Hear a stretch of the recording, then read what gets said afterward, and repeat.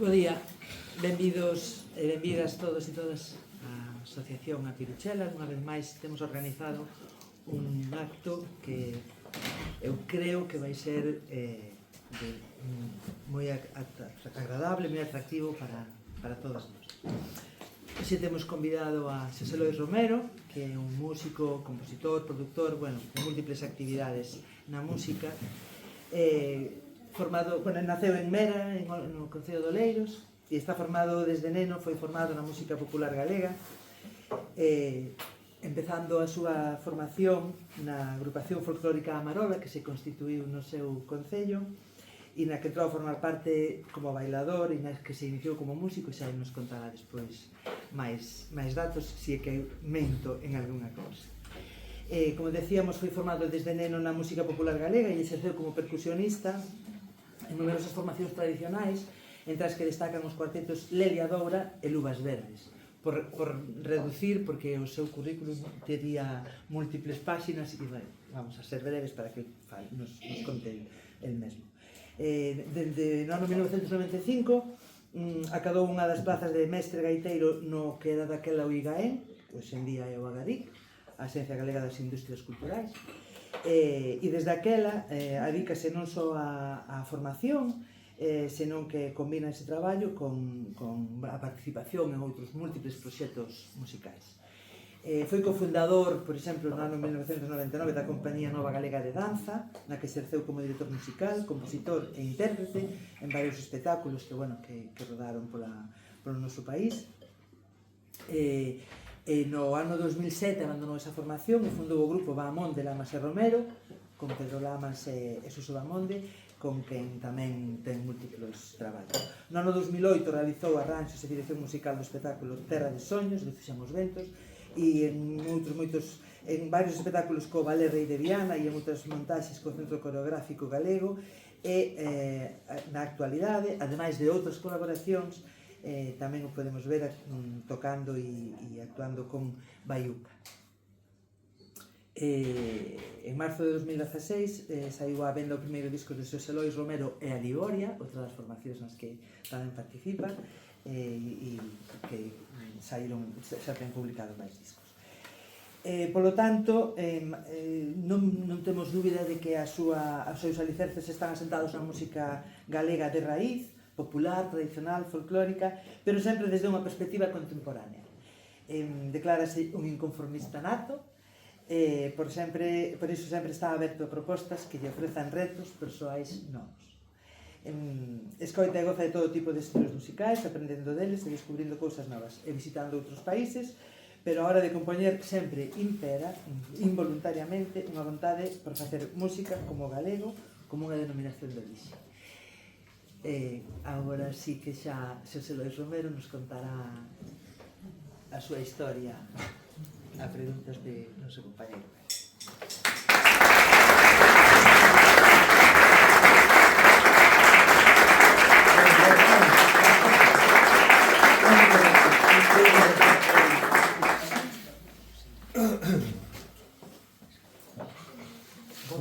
Moi bons días. Tocayo.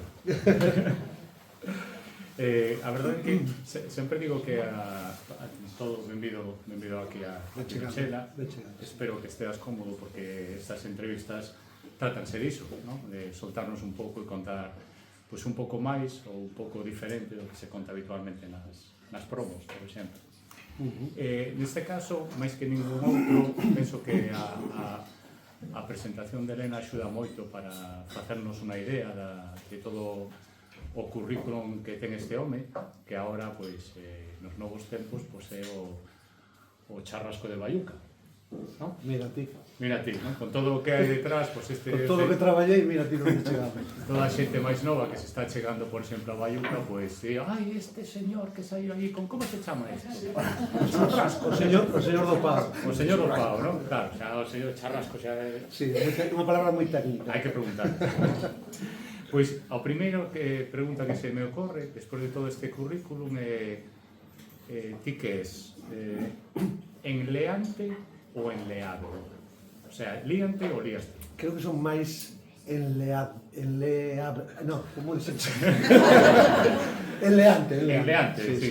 O sea, que parte de ti. Sí, creo que sí. Bueno, non sei, creo que mitad, quero dicir, teño a tendencia sempre a liarme bastante, incluso demais, porque a miña natureza é sempre estar aí buscando cousas novas e tal, pero tamén me gusta moito cando me propoñen cousas, sobre todo cousas que me sacan dese lugar previsible. A veces me propoñen cousas que non entrarían dentro da miña perspectiva e me atraen moito. Me gusta que me saquen así de sitios. Xa, para empezar polo principio de todo, un recurso moi manido, que era Xosé Lois musicalmente antes do folk, a música tradicional? Pois mira, eu criei-me escoitando rock sinfónico. Se pegaba, che. Pensaban, sí. Sí, criei-me escoitando, bueno, pues escoitando moito Genesis, todas as vertientes King Crimson, todas esas cousas, porque tiña unha sofisticación que me alimentaba a miña fame de, digamos, sí, de sofisticación, de información e tal. Entón, bueno, misturaba eso con outros proxectos un pouco máis estándar, escoitaba moito a Supertramp con a irmán, tiñamos así unha moi boa discoteca, pero eu creo que sobre todo o rock sinfónico me influiu moito. Esta cousa de que as cancións non son previsibles, empezan pero non sabes, non tens nin idea do que vai pasar no medio, non? Entón creo que eso sí que me influiu moito e incluso posteriormente fui bastante consciente de que compoñía moito con ese mismo plantexamento, un pouco que as cancións te vayan sorprendendo a medida que van ocurrindo. E a entrada no mundo tradicional, como foi? Familiar? Pois como creo que moitísima xente da miña xeración, e é que na túa parroquia montan un grupo folclórico e teus pais queren te ver fora da casa. Entón, xa vai bailar ali, vai tocar a gaita. Entonces empezamos meu irmán e máis eu na Marola, que xusto tiñamos o local social, a Casa do Pobo diante da casa, o sea que non había disculpa posible. E empezamos ali pues, con 11 anos, 10-11 anos empecé aí e eso, como ben dixeron, empecé primeiro bailando, logo se creou un grupo de gaitas, eu empecé tocando a gaita, pero non enganchei moito e facía falta alguén que tocara o tambor e tal, e dixo, vou probar e tal, e aí empezou. Empezaches. Hai outra particularidade desde que te coñezo é o tema de que ti sí que vives a música. Sí. Tes unha praza. Sí. A maioría de compañeros teus na escena galega pues son profesores, pero ti sí que tes unha praza. A que che compromete iso?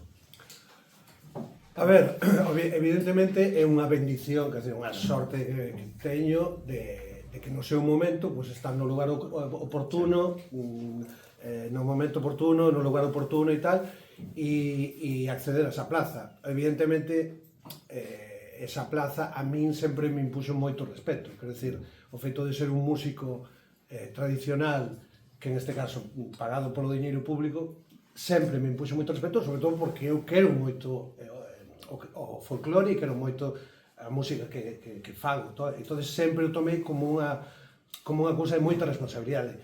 Aínda que non sempre se pode facer dentro da administración, non? Quero dicir, non sempre podes facer todo o que che gustaría dentro da administración porque ten moitísimas barreiras e moitísimas limitacións, non? Pero sempre intentei facer todo o que poidera, incluso moitas veces en contra desas limitacións, non? Pois aí tamén compartín varios anos con Suso Amonde, que digamos que é o meu irmán musical, non? E entre os dous pois fixemos así cousas interesantes. Os obradoiros que desfai. Os obradoiros, as publicacións de Pele Madeira, que foron un par de libros bastante importantes. Entón, bueno, foron cousas que fomos facendo independentemente de concertos e cursos, non? E tal. Pero bueno, sempre creo que sería o lóxico, quero dicir, teño como unha obriga e un sentimento de responsabilidade absoluto, claro. Como vedes aquí, te trouxen algunhas cousas que teño na casa que teñen que ver contigo, en certo modo, faltan moitas, pero como non nos daría tempo nunha hora a falar de todos os proxectos un por un, quería ir máis ás cousas que lle poden chamar un pouco máis a atención ao público xeral, digamos. Entón, unha das cousas que máis me interesou ao principio, porque me unía con a miña infancia, era a banda Fuxan os Ventos. Cando regresaron Fuxan os Ventos para gravar un disco en directo, ti te encargaches da dirección musical. Que é, así, resumindo un pouco, que é encargarse da dirección musical de repasar o proxecto de Fuxan? Pois imagínate. Elixir os músicos, aparte dos que son da banda, invitados. Podenos resumir como foi o soño de Terra de Sol? Sí, pois... Bueno, pois é o que parece, o sea, que un día te chegue alguén e te diga que Fuxan os Ventos despois de 20 anos quere volver aos escenarios e quere facer un espectáculo co seu repertorio renovado e que pensaron en min para facer eso, claro, eu dixen, isto ten todas as trazas de salir mal. Porque, claro, é casi imposible versionar a Fuxan os Ventos e salir indemne, o sea, é prácticamente imposible. Entón, bueno, cando me propuxeron, evidentemente, bueno, precisei un tempo para masticalo, para un pouco saber si quería asumir ese reto. E, bueno, ao final tomei, o sea, sempre faz estos plantexamentos con respecto a, claro, eu podo versionar unha canción dos Fuxan, pero cando a escoita xente vai dicir, a ver, a original é mellor. O sea, é como querer versionar os Beatles, o que se di sempre, non? Sí. Non é fácil mellorar o que está feito, non? Entón, bueno, tuve en eso, aparte eran como 30 temas, non era unha docena, non?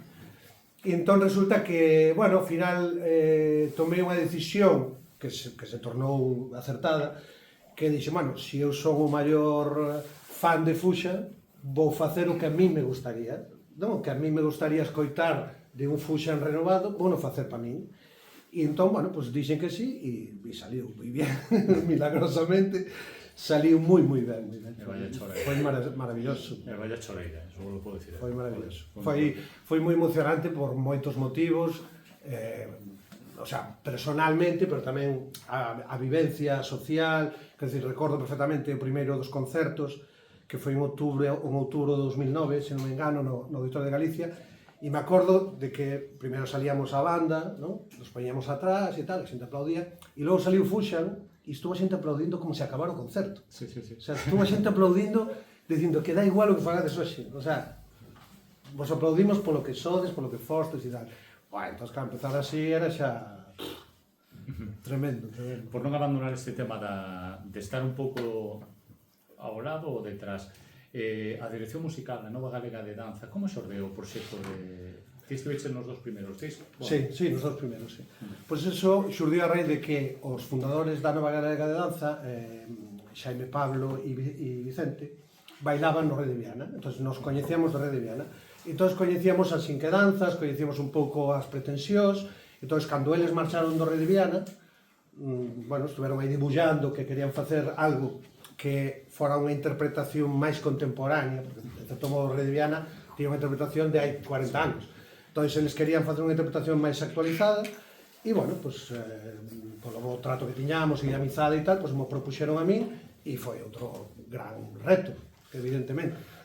E foi como facer a música contemporánea galega que a mí me gustaría, vamos, que eu creía que era a música que se podía facer hoxe en día, que era, bueno, pues unha música tamén moi sofisticada, con recursos fora do folk, do jazz e de outras cousas, non? E foi, pois, eso, por unha cuestión de amizade. Outro proxecto foi con Quique. Con Quique o Vai, tamén algo semellante, non? Sí, foi, bueno, máis ou menos sí, o plexamento é o mesmo. Tamén foi aí, foi con Suso Bamonde, éramos os dous con Quique, e era o mismo tamén, era crear un espectáculo escénico, digamos, Quique, evidentemente, Quique Peón é un dos pais do folclore actual en Galicia, entonces el quería romper a súa propia barreira, digamos, estética, conceptual, facendo un espectáculo contemporáneo, e chamou a dos tolos para acompañar, obviamente. Dos tolos que se xuntaron con... Son anos moi prolíficos. Sí, aqueles anos eran unha locura, porque eu tamén estaba empezando a falar de discos e era unha locura ver que estabas en... Eu aparecía por todos lados. Aparecía por todos lados, claro. Eu son da bella escola de mirar os créditos dos discos e empezo a...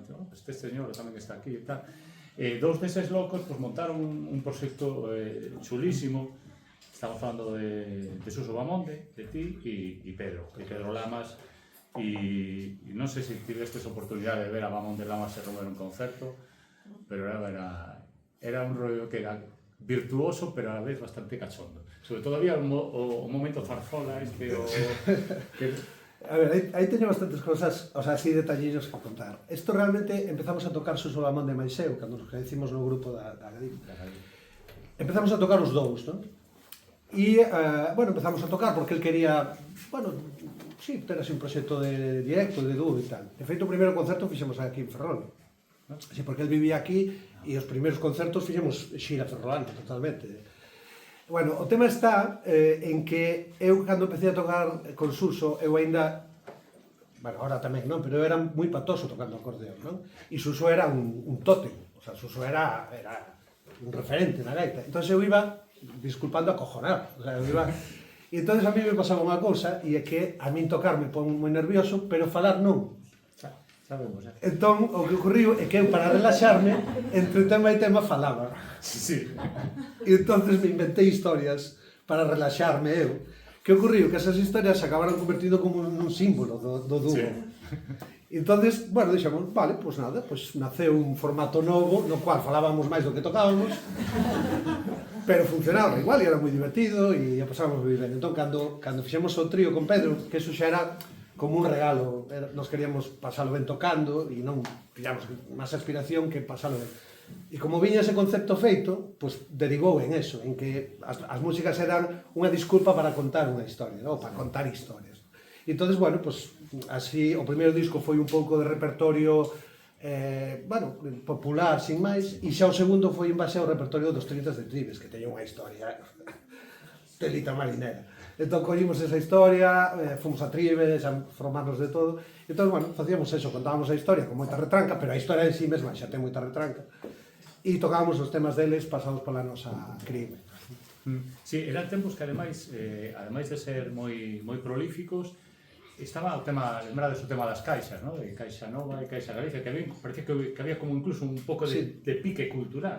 Que facía moito ben. Facía moito ben, porque eu, por exemplo, lembro perfectamente de Tanzos, tocastes vos, e logo tocou Berruendo. Sí. Aquilo foi, o sea, para min que estaba empezando no mundo do trad e do folk, fora unha cousa tremenda. Dos grupos que, por certo, coincidides nunha cousa. E aquí xa empezamos a repasar os recoñecementos. Mamón de la Masa Romero e Berrueto teñen o seu Martín Cobas. Sí, señor, efectivamente. E ti debes de ser a única persoa que ten tres, non que ten tres Martín Cobas, pero sí que o ten por tres proxectos diferentes. Sí, eso sí. Como... Non lo sei, non sigo a... Sí, os galardóns, ti sí. Non sei, si eu teño tres, vamos por tres proxectos distintos. Sí, Mamón de la Masa Romero, Xosé Romero de Liboria e a cada canto. E a cada canto, efectivamente. A cada canto, estou facendo un esforzo por máis ou menos ter unha cronoloxía así de... Non te preocupes, non la teño nin eu. Calquera cousa. Como surdiu a cada canto? Porque aí na cada canto sí que estamos ata agora falando de máis tradicional. A cada canto xa tira cara, digamos que a un pop de autor, acústico, folk, Como surdiu isto de a cada canto? É por ter a tua versión, O sea, Pois, non sei se vou desmentir a outros, pero isto naceu nos concertos de Fuxan, de feito. Nos concertos de Fuxan estaba Xavier, estaba Guadi de convidados, estaba Guille na banda, e, bueno, pois parece ser, eu non estaba presente, eu meterei despois, pero parece ser que nun concerto en Ourense, na Praza Maior, eles en bambalinas, pois dixeron, mola facer algo, non sei que, tal, e entón aí naceu a idea. E logo, posteriormente, pues buscaban completalo e tal, e me convidaron a mí. Sí, porque isto seguramente xa sabedes a historia. Guadi Galego e Guille Fernández tiñan un dúo que era Espido. Guille Fernández e Xavier Díaz gravaron o primer disco de Xavier, onde digamos que había unha relación que faltaba... De feito, Xavier xa estivo aquí, Guadi estivo aquí, e tamén estivo... Moi boas, prezado, querido e admirados os heróis, como andamos. Dame aquí o Pepe a oportunidade de lanzarche unha pregunta a través das ondas. Bueno, en realidad, entre nós, que xa nos coñecemos hai moito tempo, que levamos compartidas unhas cuantas experiencias vitais e profesionais, non teño máis que unha pregunta que facerche sobre o que realmente importa nesta vida. Cando vas a avisar para pagar un vaso en Compostela? Pepe tamén. Bueno, pues xa tivemos a Guille Fernández tamén na Peruchela. Hostia, son preguntas complicadas. Sí, son as máis difíciles. Sí, sí, son as Facer un pouco. difíciles. Pues nada, pues o día menos pensado. Seguramente cando non estea, o chame e propoño o viño e diga non estou en Compostela, pues perfecto. Un tipo interesante. Entón, o da cada canto foi unha experiencia tremenda, porque eu penso que estabades os catro nun momento, en canto a voces, xa falamos aquí, igual e Xavier empastaban.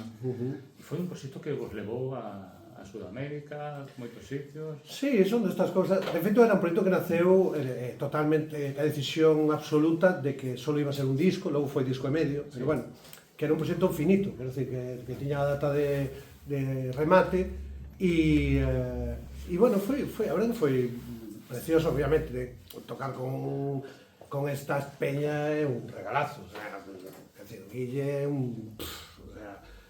que vou a decir, xa sabedes todo, quer dicer, Guille como guitarrista é un fora de serie, como persoa tamén, e Guadi Xavier, pois imagínate, o sea, é un regalazo da vida, foi super bonito. Eso sí, é posiblemente a música máis tranquila que toquei na miña vida. Sí. Non digo a verdade, eu tocaba o acordeón e tuve que reafinar o acordeón para que dera notas suaves. Porque o meu acordeón sona a partir dunha potencia, entonces eu quería dar unha nota suave e non me respondía e tuve que levar a afinar para poder facer esos pianísimos que había en cada canto. Agora que dixo o do acordeón, tema así polémico, lembras que se falaba moito que o instrumento galego era a gaita, non? Logo nos estamos resituando un pouco, reivindicando o tema da pandeireta. Ti pensas que hai un só elemento, ti tocas sobre todo acordeón e percusión, ti pensas que superamos xa, decir, o instrumento galego este ou este outro? Sí, eu que creo que hai unha... hai como... Por exemplo, a experiencia da miña vida é que hai como ciclos, como modas. Que eu sempre digo que o que pasou en Galicia nos últimos 40 anos é fascinante, digno de estudio, digo con respecto ao folclore. Entón, son ciclos, houve o ciclo que viña dunha historia de décadas ou de séculos, que era o gaiteiro, o home, solista, non sei que tal, e que, en certo modo, pues, bueno, chegamos aquí á democracia con esa imaxe, non? De que folclore é eso. E, bueno, cumpliu a súa función, de que a gaita estuvo aí, posicionou a música galega, creou unha forma de entender a música galega, creou todo o que agora é a música galega, naceu de aí. A cuestión está en que, bueno, ahora mismo, pues curiosamente, non hai. Non hai gaiteiros, non hai proxectos, a gaita non está tan presente. E non creo que sea, non creo que teña que ver con que é o que máis representa a música galega. Eu debo admitir que eu me criei no repertorio de gaita e no repertorio instrumental, asumindo que esa é a música galega e que ese é o que foi sempre, non? Pero cando me puxen a traballar na música cantada e na tradición oral, me din conta que aí hai algo moitísimo máis esencial, moitísimo máis telúrico, moito de un sitio que está parado no tempo de hai moitas décadas, que sí que ten algo que xa non existe casi nas músicas actuais do mundo, non digo só en Galicia, quer dizer, é como que hai un tipo de melodías, un tipo de interpretacións, unha forma que a música moderna, usando a armonía e tal, foi un pouco aplanando, non? Foi un pouco aplanando. Entón, cando descubrín ese mundo, e empecé a traballar con a libra e tal, realmente sí que me fascinou moito, porque está fora do que estudias como música, sabes, como música moderna, como escalas maiores, menores, non sei que tal, de repente, eso está en outro sitio. E eso me fascinou, e conectei un pouco co feito de que esa Galicia, que era esa Galicia do canto das mulleres, que estaba aí escondido e tal, sí que ese feito, posiblemente, de estar aillado, escondido e tal, conservou cousas que a música máis popular, digamos, diluíu, non? Que esa verdade, esa singularidade. É o que che podo dicir. Sí. Quería saber a tu opinión ao respecto, porque eu tamén pensaba eso do que distingue os ciclos, non? A gaita, e logo aparecen as pandeiretas, e logo dicen, pero hai xente que toca o acordeón, o tamborí, estas cosas. Sí, pero incluso podes aplicar ao baile, sabes, os cantadores, as cantadoras, foron como creándose ciclos, e o que é fascinante é que cada ciclo deixou un pouso para o seguinte ciclo, é dicir, non é que houver un ciclo e o que pasou desapareceu, non, queda e ven como outra capa, ven a seguinte capa, non? Entonces, bueno, está sendo todo así, de feito, hoxe en día estamos vivindo tamén como outro ciclo un tanto extraño, no sentido do concepto máis tradicional do folclore, do folk, vamos a decir, da música folk. Estamos nunha etapa extraña, pero, bueno, asumo que é outro ciclo. Acabamos de mencionalo e é un dos proxectos que xa o dixen, non é por facer a pelota, porque xa actividade, o de Xosé Luis Romero e a Liboria, que saiu, teño aquí apuntado, no 2016. 2016-17, estamos a 9 anos, hai 9 anos que saiu isto, e pareceume, como se di agora, super moderno, e ao final, aparte que non sei se tedes o disco, son voces femininas, percusión, e o libreto está cheo de todos os trebellos percutivos que usastes. Como xurdiu o tema de Liboria? Ten que ver con Coetus? No, que va. No, ten que ver con... Coetus, perdona, a veces dicimos non, Coetus é como a grande banda de música tradicional peninsular, podríamos decir, resumindo. Moi resumido, sí. Moi resumido. Como xurdiu a Liboria? Pois, bueno, isto xurdiu porque eu empecé sendo percusionista, de pequeno, non? E logo me caeu un acordeón inesperadamente, eu non quería ser acordeonista nin nada, de feito nunca pensei en ser acordeonista, nin agora o penso, pero entonces houve un momento bastante novo, pero bastante novo, que decía, antes dos 20 anos, que a mí me extrañaba porque nos grupos non se tocaba percusión tradicional. Se tocaba o bodran, se tocaba o queixón, se tocaba o djembé, e dicía, por que non tocan percusión tradicional? E nunca sabía por qué, non? E eu dicía, bueno, será que eu ten que chegar ao seu momento? Decía, bueno, pues igual que a zanfona de repente colle protagonismo, dicía, bueno, pues chegará un momento en que a percusión ocupe o seu lugar. O que pasa é que foron pasando os anos, as décadas, e non pasaba. E eu, claro, na miña casa facía as miñas cousas, enredaba e tal, non? E entonces houve unha vez unha ferrolana, que foi a Aitana Cuétara, que me dixo, pero por que non ensinas eso que faz ti? E digo, no, e claro, eu decía, porque eu non teño técnica, non teño estudios, eu fago pa min. E ela me decía, bueno, pues ensina eso que faz ti, ainda que este mal, é mellor eso a nada, né? Entonces empecé a plantealo dunha forma así máis formal, e un día Pedro Lamas me dixo, teño unhas alumnas moi boas, que creo que eu non lles podo ensinar moito máis e eu creo que ti lles podes ensinar. Entonces, empecé a dar un curso en Miño con estas rapazas e outra xente e digamos que aí foi onde puxen en práctica o que eu tiña na cabeza que podía funcionar, que era pues, coller solo percusión tradicional e pensar dunha forma contemporánea. Entonces, o probamos e sorpresa, pues funcionaba. Funcionaba a percusión e despois o que ocorre é que as rapazas estas son, bueno, creo que xa as coñecedes, son as Montero ou Lilaina, son unhas foras de serie, absolutamente, en todos os sentidos, son unhas rapazas con as cualidades excepcionais, e entonces, bueno, pues elas me iban demandando máis información, máis material, non sei que tal, entón, bueno, chegou un momento que tiñamos 3 ou 4 temas digamos, de estudio, e un pouco salió a pregunta de decir, bueno, pues a mellor podemos facer un concierto. E entón naceu aí. E este proxecto con a Liboria, corríxeme, ten que ver un pouco con de Mamón de Lamas e Romero no feito do que o primeiro disco é todo pezas tradicionais, no segundo xa hai composicións propias? No, pero non ten nada que ver. No, únicamente que Pedro Lamas é aí o enlace, sí. Pero non ten nada que ver. De feito, o primeiro disco da Liboria é consecuencia do traballo, o sea, de eu buscar repertorio tradicional para facer ya arranxos, e, bueno, pues, cadrou así, quer dizer, non había unha previsión de vamos facer un disco, non, foi como, a partir da mitad, pois sí, dixe, mano, pois veña, vamos a facer 5 temas máis e sacamos un disco.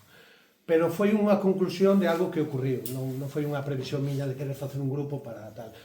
O que ocurriu que, bueno, que é o mellor que me pasou na miña vida musical, posiblemente, quero dicir, foi facer algo que de partida é unha fricada, que facer un grupo non son nin instrumentos, é ruídos, son cacharros e unhas rapazas berrando como posesas, o sea,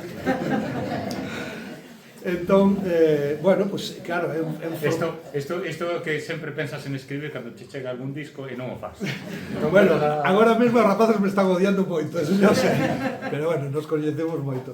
Entonces, digamos que o planteamento do grupo, que se mantén, é que vai ser sempre así, percusión e voces. O sea, podía meter un acordeón, podía...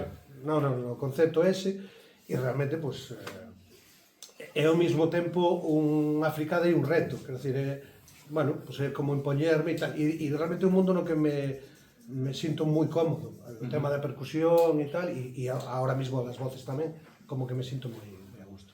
Acabas de decir que o acordeón nin o pensabas, non? Non, Bueno.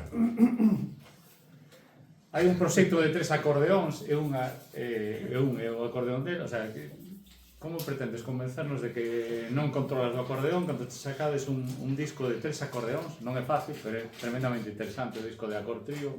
sí, sí. E aquí temos o Xosé Lois compositor, Sí, porque vamos algunha das pezas Sí, sí. incluso lle puxeches letra para Sonia Lebedinsky. Sí, pero non está aquí. No. Aquí está sin letras. Aquí está sin letra, por eso cando escoite dice, esta melodía sóame moito. Sí, sí, sí. O Xosé Lois acordeonista e o Xosé Lois compositor. Como che xorde, agora falando desa faceta que non coñece tanto a xete, de compositor, de compoñer unha letra para ti, que non és letrista? Pois supervivencia, supoño. Quero dicir, bueno... O sea, nese caso sai a melodía primeiro, non? Sí, normalmente sí. Como músico sale a melodía e logo, pois, non é que me guste facer letra. O sea, progresivamente fui un pouco... Soltando. Más que soltando, me fui un pouco confiando, sabes? Porque... digamos, sempre temos este sentimento de impostores, sabes? Todo o rato. É dicir, eu son impostor tocando a percusión, son impostor tocando o acordeón e facendo letras de interconto. Entonces, é como un pouco, pois chega un momento en que fías dúas ou tres cousas ou te ves na obligación de facer unha letra para Ligorio ou que sei tal, te pos, sale algo que che gusta e dices, bueno, me gusta, creo que isto é o que quería contar. Entón, bueno, pois é un pouco iso, ir probando e tal. E entonces, evidentemente, facer letras é a cousa que me impón máis respeto e que menos me atrevo a decir que son letrista. O sea, non son... Resolvo de unha maneira, intento que elegante, pero, bueno, que son compositor e compositor é algo que me sale naturalmente. O sea, non o fixen desde pequeno antes de saber tocar ningún instrumento. É como unha cousa que me saliu sempre, non? E falando de composición, composición, digamos, desde cero, non collendo versos tradicionais e melodías, e facer, por exemplo, bandas sonoras para obras de teatro. Que esas, logo falamos do tema da discográfica, hai 2 discos que vos recomendo moito, que son a banda sonora de Tolo e a banda sonora da Muller Lirio, porque vos van sorprender moito. En especial a Muller Lirio, porque achegaste a ritmos, a sonoridades, a electrónica, cousas que a xente, se lle dixo Xosé Romero, non pensa que te metas neses fregados, non? Pois xa te adianto que o próximo que vai sair vas a flipar moito, porque é tecno duro. Tecno. Sí, sí. Pois eso é unha das cousas máis bonitas que me pasaron recentemente, e é que dentro do traballo da GADIC me propuxeron facer música para teatro. E eu sempre conto que eu quería ser actor antes que músico. Cando era pequeno eu quería ser actor, non quería ser músico. Pero ao final acabei sendo músico e entón o que me pasa é que sou músico e actor ou algo así. Entón estou aí a medio camiño. Entonces me gusta moito, moitísimo.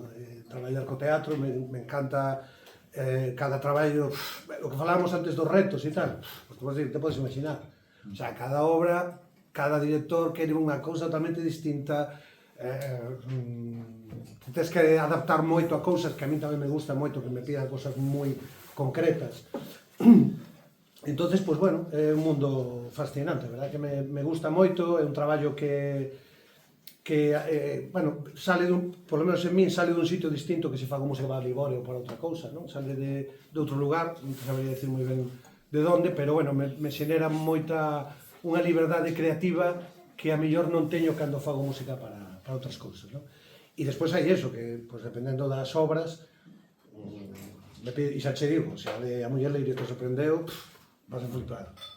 Vas a flipar, porque é un espectáculo que se chama Serie Kloppen, que vai xirar en outono, e é un espectáculo de circo teatro, e é electrónica, pero vamos, a muerte. A muerte. Estes últimos proxectos dos que estamos falando, ao principio estábamos comentando algúns discos que tiñan que ver con Falcatruada, lembras? O selo Falcatruada, teñamos un selo galego. Sí, sí.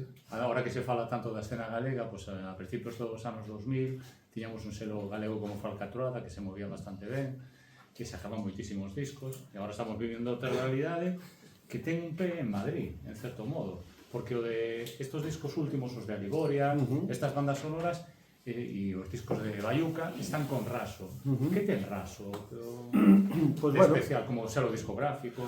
pues básicamente a relación é que Raso é, digamos, é unha persona que é Alan Queipo, que é periodista, que é o manager de Bayuca e tal, e foi o tipo que dende Madrid, pues no ano 2012 e así, fixo unha crítica de Aligoria impresionante. O sea, eu dixen, dende cando un tipo de Madrid, que ademais é unha música que nin se aproximaba á música que el podía xa non publicar, sino escoitar, sabes? E justamente a crítica del, ou a crónica del, era sobre eso.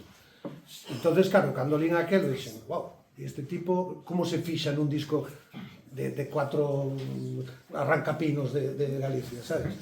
Entón, resulta que, bueno, a raíz de aí, naceu, o sea, foi como un triángulo entre esa crítica del, coñecernos Bayuca máis eu, Bayuca traballaba con el e tal, entón, bueno, se creou ese vínculo. E realmente, pois, o que temos é unha relación de amizade, sobre todo, el ten un selo pequeniño e con unha mentalidade pequeniña, pero moi inquedo e moi, digamos, moi asentado no que quere ofrecer. E un pouco máis, e realmente non tal como está o mundillo, é dicir, ou eres unha estrela que realmente aposta e pos moitos cartos e tal, ou realmente o que queres é un pouco de elegancia, o de sacar os teus traballos, que te cuiden un pouco e tal. E realmente con Alan é un traballo moi de amizade, moi de eso, de ter os traballos aí e xa está. Sí, e entón xa puxeches ti na mesa unha colaboración, eu xa imaginaba que sería unha cousa natural. Ti antes de colaborar con Alejandro, con Bayuca, xa escoitaras a Bayuca? Sí, de feito, o proceso foi que eu escoitei o primeiro disco de Bayuca e eu, nestas cousas que teño eu de moitos anos, claro, eu sempre pensaba que alguén tiña que facer electrónica ca música galega. Sí, porque a xente que xa levamos escoitando música, o primeiro disco de Bayuca, dicíamos, que guai que apareza, pero ao mesmo tempo era como que xa, non que xa o escoitáramos, pero que non nos parecía tan rexamante. Sí, non sei, eu é como que quer dizer, eu sempre escoitei música de todo tipo e tal, e sempre me flipou as fusións de electrónica con música hindú, bueno, todas esas cousas. Porque Sound System... O sea, todas estas cousas sempre me encantou, non? Entonces, eu, claro, sempre penso que a música galega dá para todo, sabes? Porque queiras. Sea o estilo que sea, ti podes facer música galega. Entón, claro, sempre pensei que alguén tería que facer en algún momento electrónica ca música galega, non? Pero, bueno, non iba a ser, simplemente era como unha apetencia. E entón, o que ocorreu, que cando saliu o primeiro disco de Bayuca, eu escoitei e dixen, bueno, independentemente de que me guste máis ou menos, está ben feito. Me pareceu que estaba ben feito. Dixen, está ben feito. Me gusta e sobre todo eso, unha cuestión como que había un criterio, había unha estética e unha tal, e dixen, me parece que está ben feito. E entón xa escribí. E dixen, oye, tío, que saibas que me gusta o teu disco, que hai tempo que esperaba que alguén fixera isto e tal, e que me mola o teu disco e tal. E claro, me respondeu, pois a mí me flipo o que faz con Aligoria, de feito quería falar contigo para facer uns remixes e tal. Entón, bueno, foi así de digamos, de encontro entre pues xente que nos estábamos un pouco buscando. Sí, porque digamos que Alejandro foi o que puxo pues, a un nivel máis, vamos a decir, correctamente accesible para a xente o que facía Mercedes Peón, por exemplo, ¿no? Que é cousas máis complexas, e entón, digamos que deu coa tecla de chegar a un público que non estaba tan preparado, tan predisposto. É que o sea, isto creo que todos pensamos que isto da música é moi difícil saber que vas a facer un hit, salvo que teñas moitos millóns detrás, non? pero ti non sabes que vai a funcionar o que non. E no caso de Baiuca, o mérito que ten é que é artesanía pura. Quero dicir, é un tipo que ahora mismo está movéndose, si non na primeira liña dos carteles, na segunda, e é un tipo que está él e Alan. Quero dicir, un traballo de artesanía, de bo facer, de honestidade, de non ter prisa e tal. Entón, bueno, realmente, neste caso, ele encontrou a súa beta de traballo, é un tipo moi serio, un tipo moi traballador, moi firme, e, bueno, creo que todo o de sempre, que co tempo as cousas chegan, e eu creo que ele ahora mismo está no lugar que... Sí, e además hai unha cousa, e penso que ten que ver contigo aí, que é un crecemento sobre unha base, non? Porque el sacou un primeiro disco, sacou o segundo, e a incorporación vosa de Linaina, penso que lle deu como un toque máis. Sí. E que se sinte andando de viaxe? Que se sinte despois de estar tanto tempo na música galega, facendo tantas cousas, e de repente chega Alejandro, un de Catoira, que está en Madrid, e de repente pues, a tocar por Europa adiante, en festivais, xente que nunca escoitou música en galego, pues, bailando como posesos. A ver, que esa sensación de ir de xira por aí adiante? sí, Porque ten que ser un pouco... A ver, desde... a ver, é moi o sea, quero dicir, para mí, por exemplo, que xa teño unha idade, claro, podo ser case o pai de todos eles. Por eso, por aí vou. Estou aí, pero bueno, eu vivo como se fora de 30, non ten problema. Pero é moi sorprendente, moi gratificante, e sobre todo o que digo sempre, quer dizer, o que fai el conecta moi ben ca xente, é certo que é un espectáculo moi completo, no sentido que leva un audiovisual que tamén se fai en directo e tal, como unha cousa como moi vistosa en todos os sentidos, e o tema é que, pois eso, vayamos onde vayamos, non é que a xente vai a ver o que é, sino que a xente xa sabe que é Baiuca. Entón, claro, vas a tocar a sitios creendo que, bueno, a ver que cara poñen, e a xente se sabe todos os temas, o sea, os canta, toques onde toques. Entón, é moi sorprendente, moi gratificante e moi divertido. E sempre o digo, eu digo porque é moi importante, por lo menos para min, e é que é certo que o equipo humano de Baiuca é excepcional, o sea, creo que todo o mundo saiba, que decir, toda a xente que viaxamos é xente increíble, excelente en todos os sentidos. Entón, claro, fai que todas as xiras, que a veces son tediosas e son duras, e os concertos, que pode haber concertos mellores, outros mellores e tal, son sí, sempre... Además que tocades a unhas horas... Sí, es que esto é el tecno, tío. Bueno. Sí, pero bueno, e para mí son experiencias todas novas, sabes? Bueno, falamos de la Ligoria, de Linaina, bueno, neste caso de ti, de Linaina, e tamén... Xosé Lois, un biquiño, acabamos de rematar o concerto no Jofre, en Ferrol, e me acaba de decir aquí Pepe que che mande un saudiño, así que xa che teño moi visto, a verdad, porque con Baiuca vemos moito, pero quero te moito, así que un biquiño grande. Temos a Antí, outra das incorporacións a Baiuca. Como ves a escena de agora na música galega? Porque estamos ahora que nos fan caso a música en galego, pois hai como o mellor momento da música en galego, ¿no? Pero outro bom momento da música en galego, pero con outras connotacións. Como estás a vivir isto agora mesmo, ti?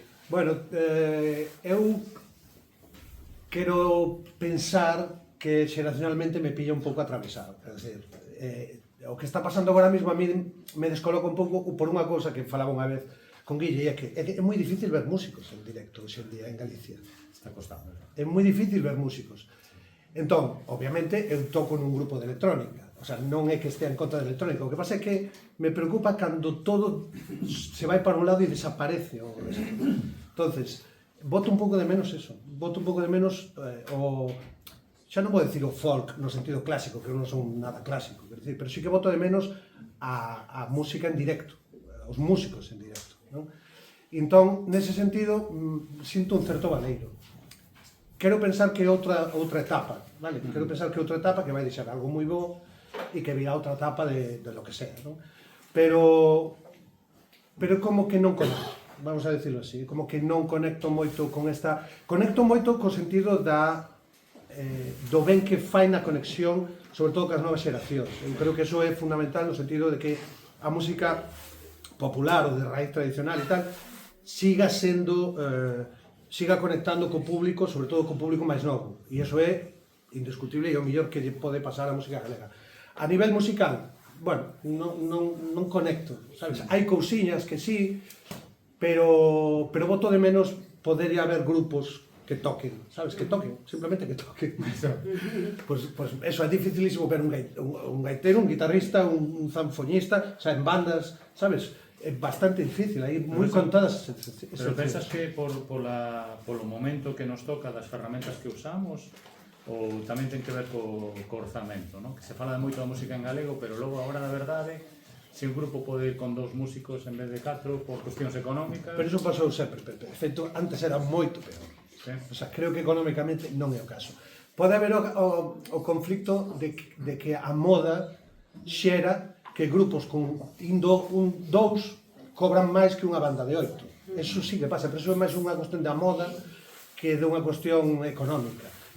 O sea, digo xo porque todo o que vivimos, digamos que todos os anos pasados o problema era igual, ou peor, sabes? Ainda se pagaban menos cachés. Entonces, non, creo que máis é unha cuestión de moda, que está ben, pero me fastidia un pouco que de repente poñemos todas as fichas nun lado, sabes? Sí. E digo, pode haber un pouco de todo, non? Pode haber grupos de... Pero bueno, é algo que simplemente como unha percepción miña, unha apetencia, logo pasa o que ten que pasar. Bueno, como estamos falando de modernidade, da situación actual, e temos que falar, lóxicamente, da forma de consumir música hoxe en día, das redes sociais, e vos acabades de vivir un episodio, aquí vamos a resumir un pouco. Non é porque busquemos titulares, que aquí na Peluchera non queremos grandes titulares ni polémicas, pero sí que, non sei se sabedes que no último disco de Amaya, pois, hai 2 palabras, se sampleou ou se fusilou. Fusilouse neste caso pois unha peza de Aligoria e estábamos falando antes, e a xestionastes ben, porque podría desaproveitar que vos fusilou a Maya para decir que, mira, somos a hostia, hacenos caso.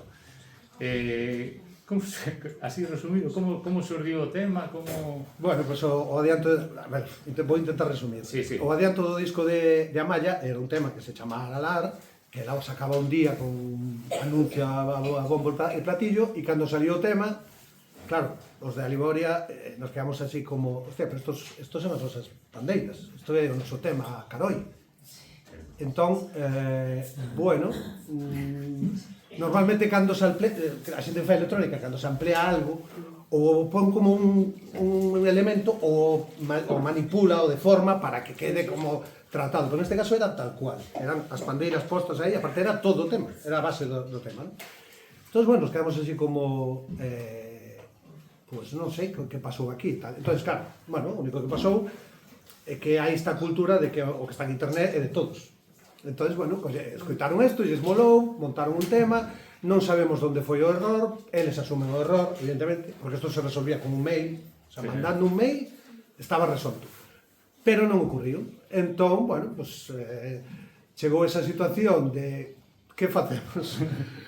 Entón, bueno, foi interesante, foron uns días interesantes, porque debo admitir que podía ser unha desfeita si se nos fora das mans, pero por sorte houve xente en Aligoria que propuxo unha forma de facelo, Antonio Prado en concreto, que dixo, mira, vamos a facelo con retranca, vamos a levar isto con humor, porque obviamente é unha cagada tremenda deles, entón vamos a levarlo con humor. Entón fixemos un vídeo de coña dicindo que a Maya tocara en Aligoria e todo isto e tal. A maioría da xente o pillou, e outra xente ainda hai pouco me decía, non sabía que Maya tocara en Aligoria. Pero, a ver, non era galego, obviamente, era de Madrid. Entón, bueno, e o que ocurriu aí é que, bueno, xeramos como unha expectación sobre que está pasando aquí, claro. Logo, xa nas redes, a xente empezou a decir, hostia, pero isto é Aligoria, isto... E, bueno, sí que había incluso xente que decía, que morro aproveitar estas cousas para darvos... Como se non tuvera máis que facer, sabes? Entón, bueno, nada, ao final, eles desde o primeiro momento asumiron o erro, como se queres chamar, e nada, e bueno... E subiste iso coliseo. E logo había proposta deles de facer como unha conciliación para concluílo e tal, e no concerto de Amaya no Coliseo, pois subí a Liboria a tocar aí e foi moi bonito, moi bonito. Sí, coincido totalmente o que dixo, que o de samplear, o de copiar melodías na música é máis bello que... Sí, a ver, aí non é, quer dizer, non é plan de entrar a supoñer o que eles fixeron, non? Pero bueno, unas chavalitas con unas panderetas en un vídeo, de que eso, de quién va a ser? Eso es de todos. Eso es de todos. Eso es de todos. Entón, bueno, pues na hora se resolveu ben e tal, chegamos a un acordo, eles, eso, houve algún error nalgún dos procedimentos, non? De Universal ou deles e tal, bueno, houve aí un error e xa está. Porque mira que se vos metedes a litixios e caralladas destas, lembrado de Albano con Michael Jackson, cantos anos levan con ese sistema? No, o sea, sí que te das conta desta cousa de decir, bueno, estás nunha raya na de ou entras nesa guerra e te comes todo ese marrón de que te chame a prensa, de que falen de ti, o sea, ou, mira, aquí vivimos moi ben, estamos ben, pues vamos a deixalo aí. Sí, pero sí que é unha cousa que estamos vivindo en varios sectores, o tema de todo gratis, non? Está en internet e xa está, non? Totalmente. Antes, o primeiro que che decían é, menciona o fotógrafo, pero agora xa... Sí, totalmente. No, eu sempre digo que a mí, polo menos, co que me quedo de todo, é dicir, bueno, que a Liboria sirva de inspiración a xente como Amaya, C. Tangana, Vetusta Morla, digo, copiado o que queirades, o sea, maravilla, sabes? Bueno, vamos a seguir coñendo titulares, que isto mola. Este señor é como un Xurxo Souto reivindicando Vigo Coruñenta e ti tes, coido, que tes que ver cos himnos do Dépor e do Celta. Pouquiño. Pouquiño co do Celta. Pouquiño co do Dépor. Ai, sí? Bueno, tes máis que ver co do Celta? Sí, teño máis que ver co do Celta, sí. Como foi a historia de Zetangana co... Bueno, aí, non sei se a xente sabe como foi a historia, houve un momento en que o Celta, para o seu centenario, colgou nas redes. Quen vos gustaría que fixera o himno do Celta? E este Zetangana puxo, podo intentalo eu? Claro, que o pai é celtista. Claro, pasa que, a ver, el é un, casi non o coñezo moitísimo, pero teño certo trato, e é un tipo moi listo, o sea, é moi inteligente. É moi inteligente e aparte lle gusta moito meter pullas. Entón, claro, el pon eso sin decir nada. Claro, entón todo Dios dice, pero como un tipo de Madrid que saca un disco que se llama El Madrileño vai facer o himno do Celta? Claro, entón el deixa que se coza eso e logo conta, dice, non, son socio do Celta, meu pai era socio do Celta, bueno, toda esa historia, non? Entón, cando salió a opción de facelo, el, que é un tipo moi listo, dixo, bueno, quero falar con xente representativa ou importante do folclore, ou non sei cal foi o criterio. Falar con xente do folclore e tal. Entón, entre a xente, estaba eu, entón un día veo pola miña casa de Oza, que sempre lle digo a xente que acabar a Zetangana na miña casa de Oza é algo absolutamente inexplicable.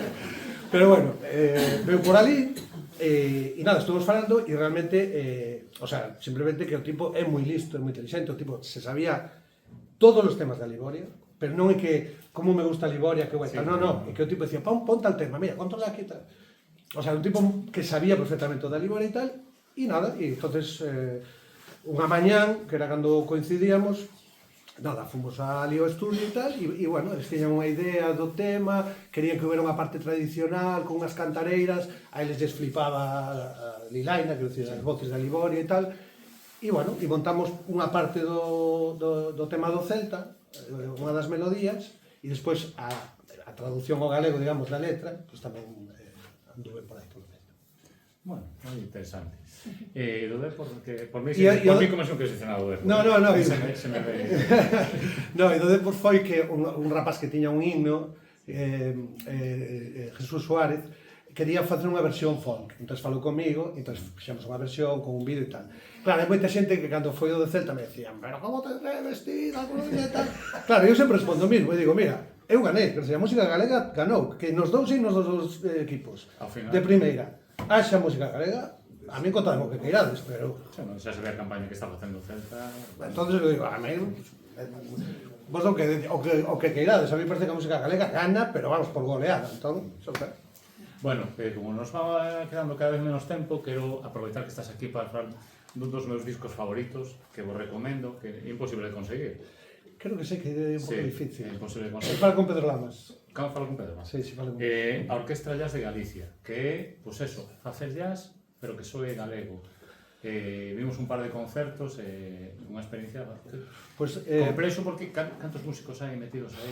Pues non o sei, pero a mellor 40 pode haber, non o sei, pero por aí debes... E agora que dicimos 40 músicos, que tal rollo hai entre Moi ben. na música galega en xeral? A ver, non me debo con todo o mundo. Sí, Non sei, eu vivo bastante alleo digamos, aos tirapuxas e a... sí. Bueno, o sea, todos somos un pouco repugnantes, sabes? Eu falo mal de algúns, outros falan mal de min, pero bueno, eu sempre me sentí moi na familia, é dicir, a mí por eso podo criticar a outros, pero non sei, sempre hai xente moi rabuda, pero creo que en xeral nos queremos moito todos. Ti has de saber millor, Bueno, vamos. No, digo porque, bueno, ti falas con moitos Sí. distintos e podes un pouco saber o Sí, sentimento... Hai, lóxicamente, conexións interxeracionais que son máis complexas, pero bueno, Bueno, sí, evidentemente. lóxicamente. Claro, sí. E ti que non paras, porque que van agora? Ah, vale. Porque xa a semana pasada, outro proxecto máis. Sí, de todos modos non estou en tantos, Parece No. que sí, pero non estou. Bagauda en Canarias, como foi? Eso é porque xente que nos coñecíamos de moitos anos, que éramos moi amigos, xente de Coetus, xente de Madrid, tal, bueno, pois un día, como solen salir estas cousas, nun bar tomando algo, saliu o rollo de que, bueno, pois, algúns non tiñan grupo, porque o Coetus ahora non toca, e entón saliu a historia de, molaba montar un grupo, ahora, nós, sabes, que temos xa unha certa trayectoria, non sei que tal.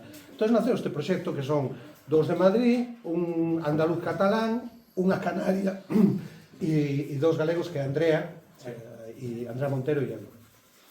E facer un grupo, pois, un pouco extrapolando o concepto de Aliboria ou de Coetus, pois un pouco a música ibérica, e tamén nace da amizade, realmente nace da amizade absoluta e do placer por tocar xuntos e que é o máis bonito, Bueno, falar de onde colaboraches, de todos os discos polo que pasaches, daríamos para outro podcast, e a mí darme traballo de mergullar e tal, pero discos, vas seguir facendo discos así tan, é dicir, pequeniños, como de Azougue? Bueno, este de Pedro tamén, de Claro, Pedro por e eso. de Jacobo. Pedro, Jacobo e ti, Sí. estos discos están aí agochados? É unha chulada ese disco, Sí, me gusta. sí, por eso, vas a seguir facendo cosas destas? Ou... Eu estou aí a tiro, no día menos pensado me propoñen cousas, e xa chico, teño máis tendencia, o sea, non vou decir así porque non é certo, non, pero non se me propoñen moitas cousas, porque entendo que a xente supón que eu estou super liado. Exacto. Claro, que sí que eu estou, pero bueno, relativamente. Entonces, non se me soen propoñer moitas, e cando se me propoñen, salvo que non poida por tal, normalmente me tiro así a aventura. Enleable. Sí, tamén. Enleable. Enleante e enleable. Bueno, pois pola miña parte xa máis ou menos é todo o que quería comentar contigo. Se tedes algunha pregunta para Xosé Lois, algunha cosa que nos quedara fora, sabedes que se lle tiras un pouco, Véase medo. se non canta, me parece. No. Ponos en Xosé Lois, tío, que moitas grazas. Bueno, pues Nunca vamos. pensei que te fuera a entrevistar, o sea, Non me digas. No. Oh, que riquiño. Foi... É unha aliada daqui, da Piruchela. Maravillosa. Bueno, ahora vou acabar eu como speech. Eso. E moitísimas gracias a Piruchela. Nos vimos, eu son de Oleiros, pero levo anos vivindo en Oza dos Ríos. E en Oza dos Ríos, duns anos a esta parte, nos juntamos unha xente con moitas inquedanzas comuns, con moito compromiso, e hoxe están aquí, gran parte, unha parte importante, falta xente importante, pero bueno, unha parte importante, e vimos aquí porque para nós a Piruchela é un referente. Entonces, queremos aprender a facer as cousas ben, e...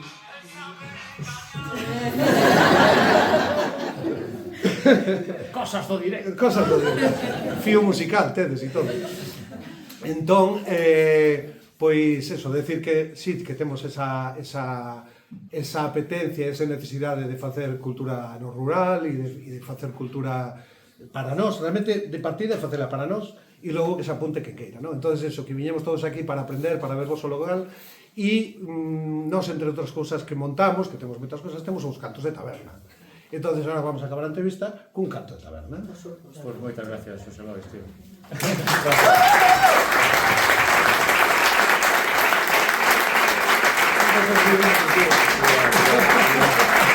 Vaya repaso,